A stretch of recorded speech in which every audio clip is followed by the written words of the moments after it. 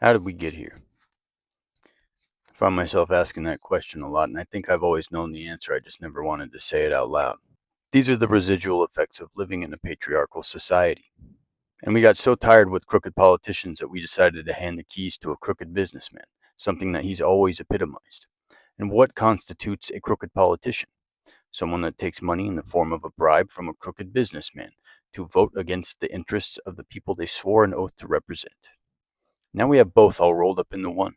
The Republican Party that I used to be a part of was the party of family values, the party of morals. And you traded all that in because even before you voted for him the first time, apparently openly bragging about sexually assaulting women wasn't a line in the sand for you. You voted for a man with more sexual assault allegations than trans athletes in the NCAA. You voted for an adjudicated rapist.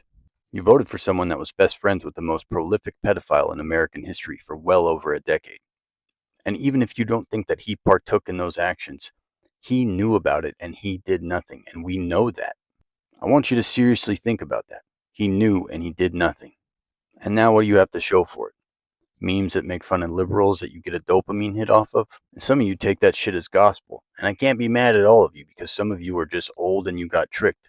You've had blind party loyalty your entire life. You grew up listening to Rush Limbaugh in your car, watching Bill O'Reilly on Fox News. There's no coming back for you. You were sold an idea of an America that never existed. The font is probably maxed out on your cell phone because you can barely see. Of course, I can't trust you to use your phone to find reliable information on the internet. And congratulations, your house is worth more, but what are you going to do? Sell it and buy a smaller one? And you love to brag about gas prices, but I guarantee you, you are not saving as much money as you think. Sit down and do the math. I dare you. Then go ahead and let me know if that offsets your grocery bill or your electric bill. And some of you are just stupid. And I'm going to be honest, I can't even engage with you intellectually in the comment section anymore because you're just not worth my time.